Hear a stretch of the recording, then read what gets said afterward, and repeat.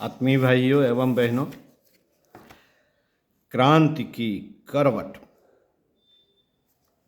पुस्तक पृष्ठ 132, विषय क्रांति का युग तीर्थ शांति कुंज। साथियों, शांति कुंज क्रांति का युग तीर्थ है जिसे तीर्थ परंपरा का, ऋषि युग की रीत नीति का सार संक्षेप समझा जा सकता है। वेद मूर्ति तपोनिष्ठ युग ऋषि पंडित श्री राम शर्मा आचार्य जी द्वारा अखंड ज्योत जनवरी 1988 पृष्ठ 24 में विषय शांति कुंज गायत्री तीर्थ में ये लिखा है कि शांति कुंज क्रांति का युग तीर्थ है जिसे तीर्थ परंपरा का, ऋषि युग की रीत नीति का सार संक्षेप समझा जा सकता है। आइए इसी विषय पर स्वाध्याय सत्संग करते हैं डॉक्टर प्रणव पांड्या जी के अनुभवों और श्री वेद माता गायत्री ट्रस्ट के संकलन के द्वारा सुनते हैं। मित्रों, क्रांति का युग तीर्थ है शांति कुंज। परम पूज्य गुरुदेव यह कहते हुए अपनी चारपाई पर उठकर बैठ गए। इससे पहले वह इसी चारपाई पर लेटे हुए अपने सामने बैठे हुए कार्यकर्ताओं को भविष्य की योजना समझा रहे थे। इन दिनों यह लगभग नित्य का क्रम था। प्रतिदिन वह दोपहर ढले शांति कुंज के वरिष्ठ जनों को अपने पास बुला लेते थे और उन्हें भविष्य की रीत नीति से जुड़ी बातों का ब्यौरा समझाते थे। उनकी ये बातें कभी तो व्यवस्था के सामान्य मुद्दों से जुड़ी होती थी, कभी इनमें भविष्य की योजनाएं सिमटी और लिपटी होती थी। इन सब बातों के बीच जो सबसे खास बात थी वह थी उनकी अंतर प्रज्ञा, ऋषि दृष्टि। बातों ही बातों में वह कुछ ऐसी बातें कह जाया करते थे जो किसी सुदूर लोक से आई प्रतीत होती थी, जिनमें अलौकिकता, आध्यात्मिकता की असाधारण सुगंध होती थी। आज इसका एहसास कर पाना कठिन है, पर उन दिनों यह एहसास विरल होते हुए भी सघन था। यह सघनता इस समय कुछ ज़्यादा ही बढ़ी हुई थी। वर्ष 1989 के नवंबर दिसंबर के इन दिनों में बस केवल उनकी देह धरा के इस वातावरण में विचरती थी। उनकी चैतन्यता तो जैसे परालोक में आसीन हो चुकी थी। उनके हाव भाव, बात करने का ढंग देखकर यही लगता था कि उन्हें किसी बात के लिए अतिशय शीघ्रता है, तीव्र त्वरा है। किसी बात में लापरवाही, सुस्ती तो उन्हें कभी पसंद नहीं थी, पर इन दिनों वो यह ज्यादा ही बढ़ गई थी।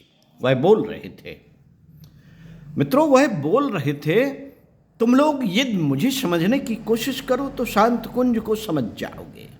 इसी तरह यदि शांत कुंज को समझने की कोशिश करो तो मुझे समझ जाओगे। उनकी यह बात सुनने पर लगी तो अटपटी, पर इसमें ऋषि वाणी का सत्य था। वह बोले, शांत कुंज दिखने में तो आश्रम है, पर वास्तविकता में यह प्राण प्रत्यावर्तन और युग क्रांति का केंद्र है। बहुत साल पहले 1973 में मैंने प्राण प्रत्यावर्तन सत्र चलाए थे, जिसमें प्राणवान कार्यकर्ताओं के प्राणों को मथा, गढ़ा, संवारा और प्रत्यावर्तित किया गया था। पर अब इतने वर्षों में यहाँ पर जो प्रचंड तप ऊर्जा नियोजित हुई है उससे स्थिति बदली है। अब यहाँ प्रत्यावर्तन का दोहरा क्रम शुरू हो गया है। पहला प्रत्यावर्तन शांति कुंज और देवात्मा हिमालय की ऋषि सत्ताओं के बीच होता रहता है। ऐसे में शांति कुंज की भूमिका ट्रांसफार्मर जैसी हो गई है बिजली घर की बिजली घरों में जाने से पहले ट्रांसफार्मर में आती है, फिर वहां से घरों में जाती है। मित्रों, यही स्थिति वहां की है, यही स्थिति यहाँ की है। परम पूज्य गुरुदेव ने एक विचित्र रहस्य उद्घाटन करते हुए कहा, शांत कुंज में केवल देवात्मा हिमालय क्षेत्र से ही नहीं बल्कि सूक्ष्म लोकों में से देवमंडल एवं ऋषि मंडल से सतत प्रत्यावर्तन होता रहता है।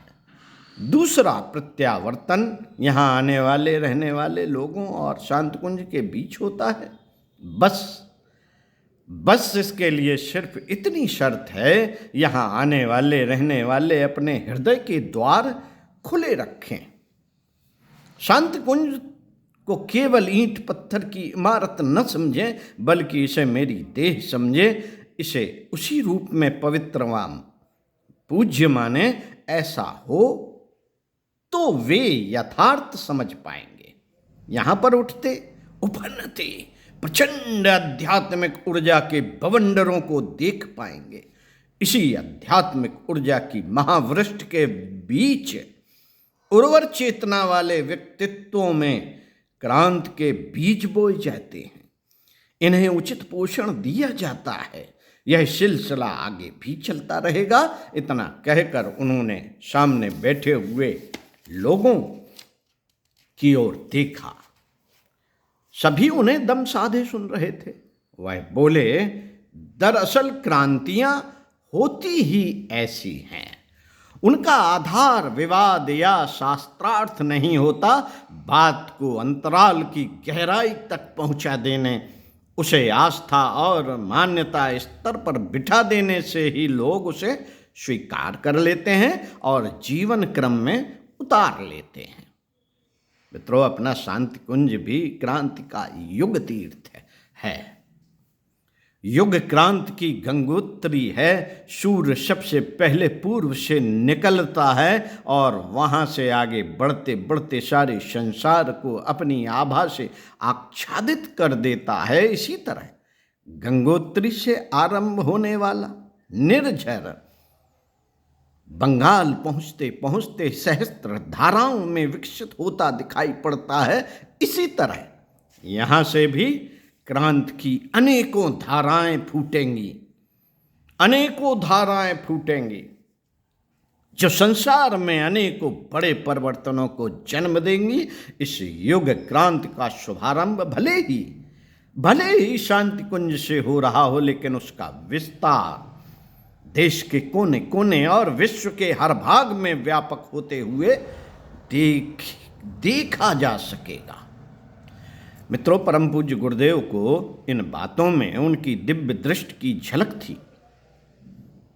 इन बातों को सुनकर वह यह तो लग रहा था कि यहां से इस दिव्य तीर्थ से कुछ विशेष होगा, पर किस तरह यह बात समझ में ठीक ठीक नहीं आ पा रही थी। अंतर्यामी गुरुदेव ने संभवतः यह बात जान ली और उन्होंने अपनी बात का रुख मोड़ दिया। वह कहने लगे, तुम लोग शांत कुंज की क्रांति का युग तीर्थ बनाओ।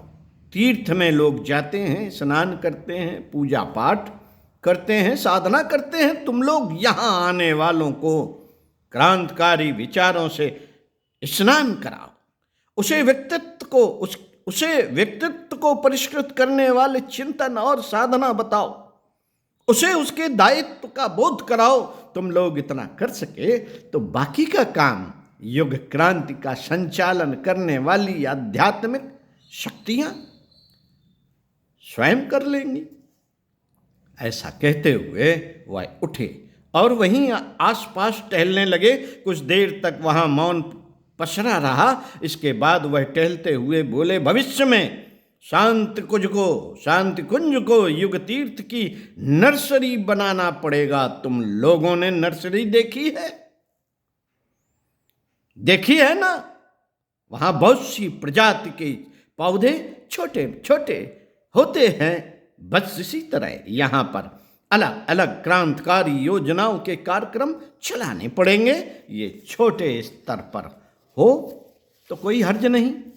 जो लोग यहाँ आएंगे, इन्हें देखेंगे, वे अपने प्रयास से अपने क्षेत्रों में इन्हें बड़ा कर लेंगे। नर्सरी में पौधे और बीज दोनों ही मिलते हैं। तुम लोगों को भी यही करना होगा।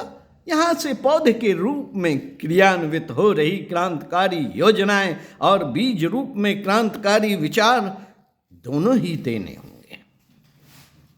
यह कहते हुए वह गंभीर हो गए और बोले, बेटा, मैं एक किसान हूं। मैं एक किसान हूं और मैंने कुछ क्रांतिकारी बीज बोए थे। उनमें अंकुर आए, फूल लगे। उन फूलों की सुगंध से मेरा जीवन भर गया।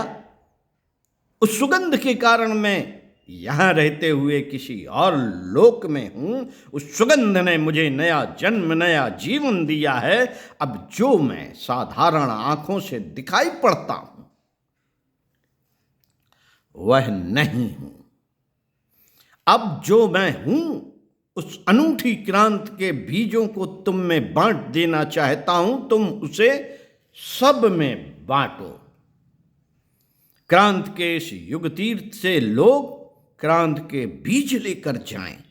भविष्य में परिवर्तन सुनिश्चित है, क्रांतियां सुनिश्चित हैं। मैं चाहता हूं इसका श्रेय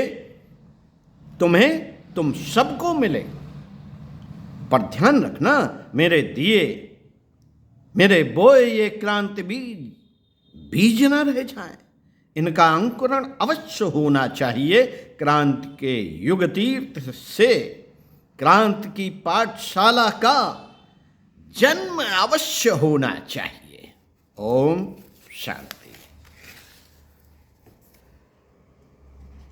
स्वाध्याय सत्संग चिंतन मनन का विषय, आइए इसी क्रम में अगले वीडियो में आपको पढ़कर सुनाएंगे इसी पुस्तक से, क्रांति की पाठशाला, संस्कृति की पाठशाला। ओम शांति।